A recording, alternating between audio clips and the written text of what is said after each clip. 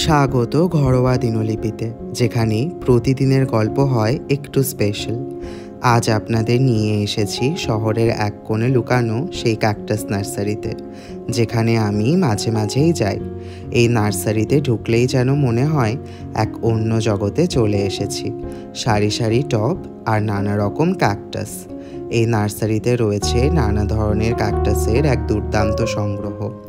এত রকম রঙিন ক্যাকটাসের ফুল দেখে আমার চোখ একেবারে জুড়িয়ে গেল।